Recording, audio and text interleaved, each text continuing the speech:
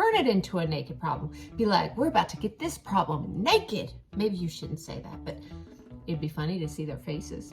I am going to give you some of the best math teacher advice for upper, elementary, and middle schoolers. We're wasting time.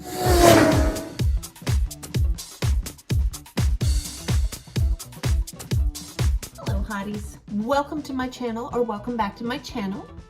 I'm really glad you stopped by. It's good to see you, even if this is the first time we're seeing each other. Hi, I'm Ali Mack, and I am currently a 7th grade math teacher. Now, I have actually been teaching, this is my 13th year, my 9th year in middle school, so I have accumulated quite a few advice for math teachers. And my advice mostly is geared to upper elementary, like 5th grade, 4th grade, and then of course middle school. So if you need some fresh ideas, this is the video for you. Now, I would really appreciate it if you would click that subscribe button and ring the notification bell so you don't miss any other videos from me. Do it now, please. So it's been a while since I've made a video like this where I give you tips. It's been a minute and I apologize for that. I just didn't want to make one that was thrown together. I wanted something that I thought was good. Look, these two cats hate each other. Look at them. Look at them. Yeah, I see you. Video evidence right here.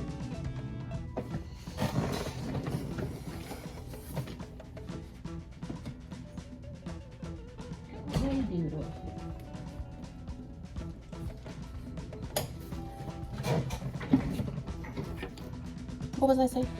Okay, so I'm ready if you are.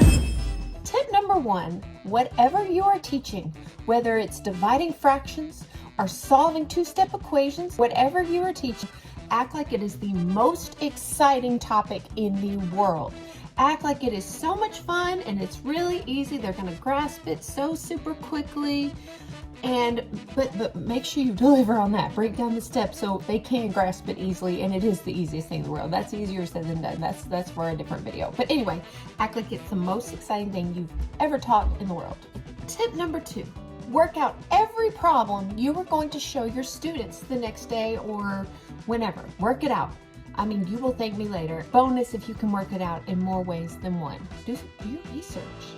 Tip number 3, insist students show their work. And if they don't know how to show their work, insist that they copy your work down until they can figure it out on their own. Tip number 4, research the skill you're teaching and tell the students why it is important for them to learn it. I suggest looking at possible careers or hobbies or anything like that that might be math related. And at the end, like if you just can't simply find anything, technically math teaches you to think logically. So when you're presented a problem, you have a suitcase full of strategies to help you think logically. So that can be your backup just in case. When introducing a new skill, try to use all of the learning styles: kinesthetic, auditory, and visual.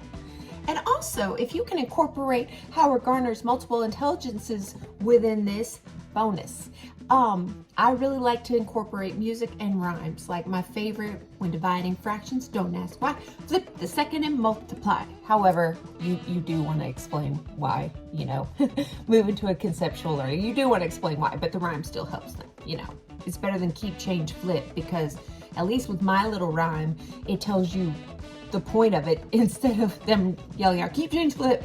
Mine says when dividing fractions, don't ask why, flip the second and multiply. Whereas keep, change, flip doesn't tell them what skill they need to use it on. So, okay, let me get off my soapbox. Tip number 6, and this is something I need to get back into. I have kind of fallen off the wagon, if you will, and that is to check for understanding. I didn't say that correctly. I do check for understanding, but not in the way I'm about to suggest.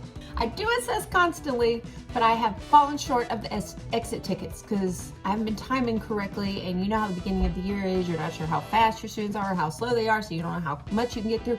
Point is the closure always is like gets cut off. But starting back from intersessions, I'm going to use exit tickets, and I suggest you do too. So basically, you give them an exit ticket of what your lesson was for that day. And then once they turn them in, you divide them up into the haves and the have-nots. And then the ones that have, you don't need to pull them the next day, but the have-nots, pull them up to a small center, utilize your inclusion teacher, and go over whatever the misconceptions are. And then hopefully this will cause the students to work harder to understand, because they don't want to be in that have-not pile. But don't embarrass them. Just try to be discreet about it, but they'll know. They'll know. One more thing about the exit tickets. Do these before you write your lesson for that day. Write an exit ticket, complete it for that day as a college graduate teacher at your highest level of ability that you can possibly answer that exit ticket. You do it. And that is the expectation, that you will plan your lesson and you will teach. And they will meet that expectation. Don't lower your expectations no matter who is in your classroom. Tip number 7, you have to find a way to work with each child who's struggling individually. You're not going to get it by teaching whole group the whole time. You need to pick and choose and get every child that doesn't understand and sit with them and make sure they understand. Whether it's you, whether it's a peer tutor, whether it's your inclusion teacher. But in order to get your kids to be successful, you need to reach them individually and not, oh, most of them got it and let's go. No, that's exactly what you don't do.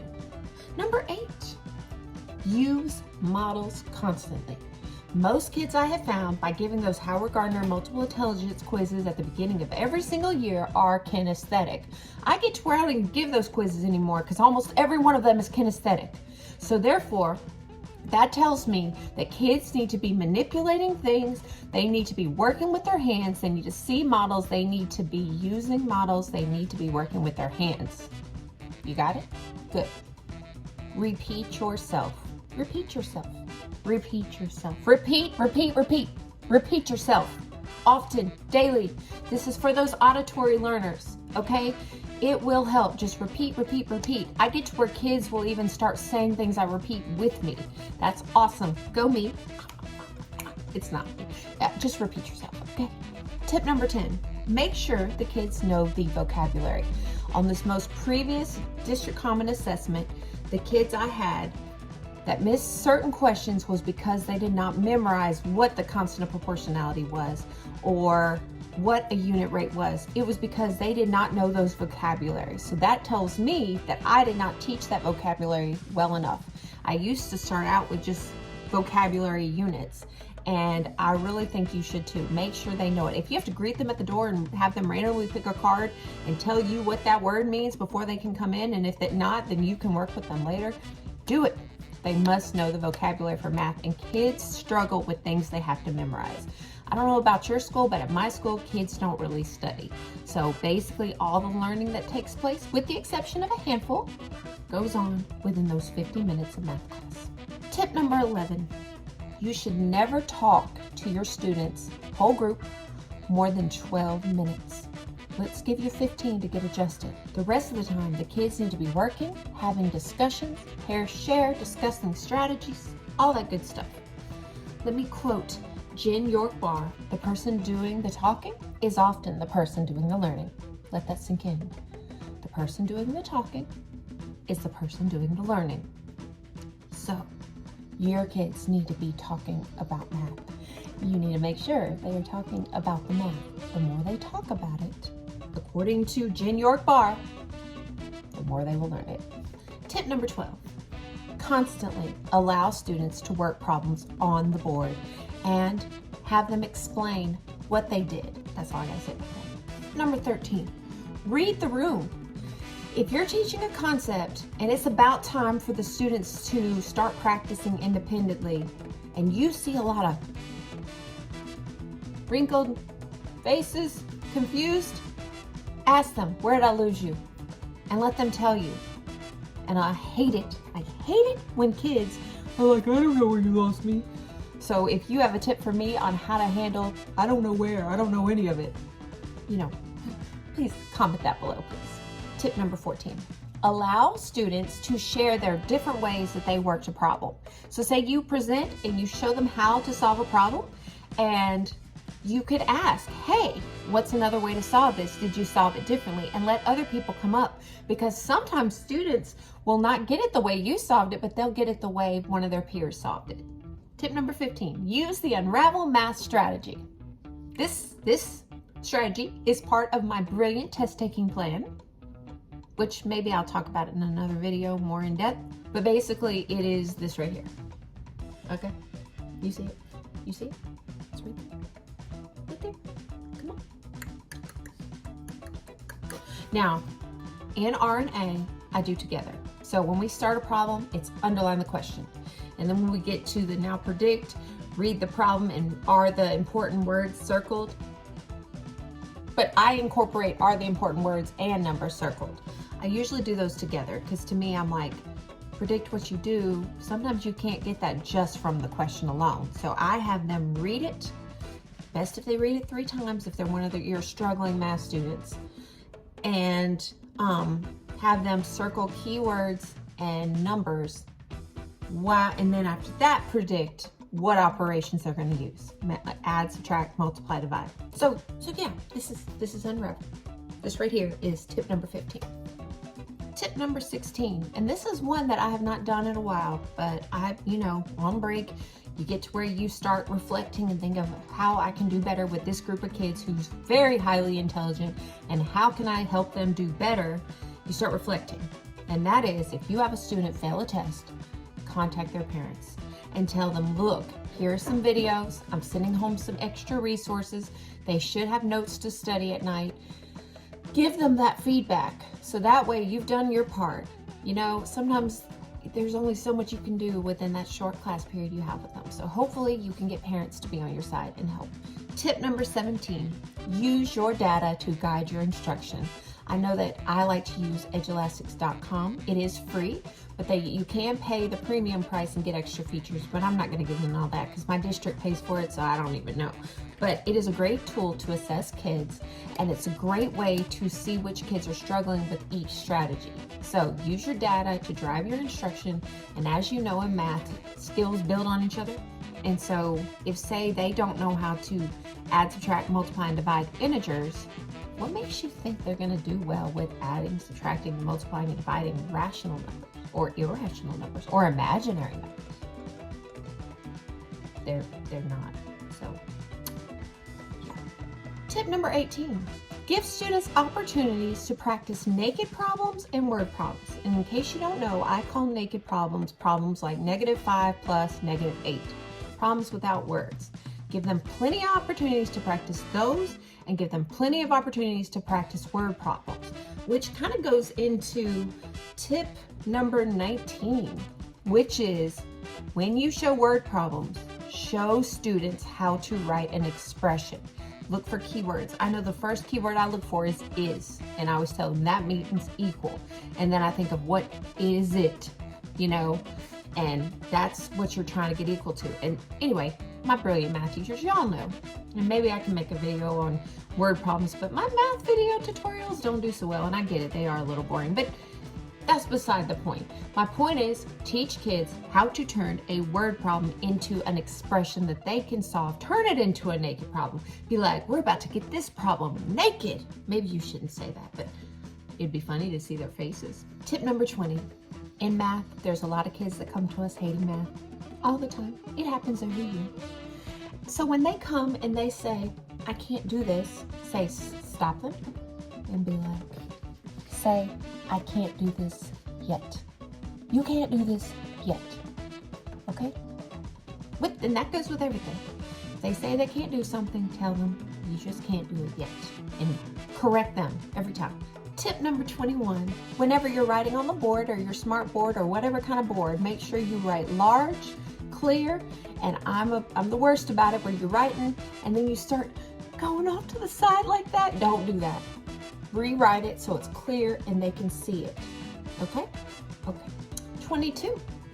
Use color coding if you can. And one thing that I remember when I was in high school was my geometry teacher always gave us a different color marker and we color coded congruent sides, and like if we had a scaling triangle, every side of that triangle would have been a different color. So incorporate colors as much as possible. That's really going to help with the kinesthetic and the visual. And if you keep repeating yourself, auditory. I keep thinking that I'm not using the right word. Maybe it's because I'm on break and whatever. But y'all know what I mean. The learning style that deals with what you hear. You know what I mean, right? Right? Don't you? Number 23, I know I said something about giving feedback. You do that with exit tickets, but also walk around the room. Don't let kids solve a problem wrong. And if you do, let them finish it out and let them address where they made the mistake. And maybe if they can't find it, show them the worked problem and have them look at yours and look at theirs and be like, where did you make the mistake? Now, why did you do that? Have talks with them as much as possible. Get them thinking about what they did and let them know that mistakes are part of math. Everybody's gonna make mistakes in math. Even I make mistakes in math, and I tell them I'm the queen of careless mistakes. Please call me out if you see a mistake. I won't get mad at you. Please do it. Okay, do it, because I don't want to teach you wrong, and I make careless mistakes all the time. I'm scatterbrained. I'm more of an artsy type, not a logical. So that's 2 strikes against me in the math world, right? Tip number 24, encourage students to ask questions. And I know what you're thinking. You're probably thinking, well, I do, but they still don't ask questions. Get your students get everybody, even the ones that know everything, get them to ask the questions that possibly one of their classmates might be too afraid to ask. Challenge them to ask those rich questions that a struggling student might be afraid to ask. I feel like this is gold, and I've never thought of it until this year. So that's like a new thing, a new idea, and I like it. I'm going with it. And the last tip I'm going to share, because I felt like 25 was way too much, but I was like, man, these ideas keep coming to me. I need to give them. I need to share them with the world. But tip number 25, Math Prodigy. It's free. You can choose your standard. And when it gets close to state testing, you can choose which state test. It's great. And now they have it for ELA. So Math Prodigy, this is the most wonderful thing to do as enrichment. And also it's more challenging than any problem you'll give them. Like it just is amazing. And they can battle each other. You can project how many questions they answered on the board. You can give out prizes to the top 3. It's a great tool. And it would be good for an independent center if, say, you wanted to work with smaller groups and you had this whole extra group keeping you from making your group smaller. This would be a good thing that they would do and enjoy, that they can do on their own, because it gives little light bulbs and you can click on it and it shows you how to work the problem. But if they come over there asking you for help, tell them to read it to you. Read what the directions in that little light bulb tell you to do. So those are my tips, and I hope you found at least 1 or 2 helpful, because I spent a good bit of time curating and accumulating these tips over the years. All right, that was it for this video. If you found it helpful, informative, or even entertaining, please like, share, and subscribe. Please share this with your math teacher friends. That would just, I can't make the heart, but I would really love that. Comment below any math-related symbol. These are the ones I found. And as always, you guys have the best day ever. Oh, wait. Math teachers, if I left anything awesome off this list, please comment that below. We need more tips. We'll keep this 25 going. Gosh darn it, cats. Okay, now, you guys have the best day ever, and I will see you in my next video. Goodbye.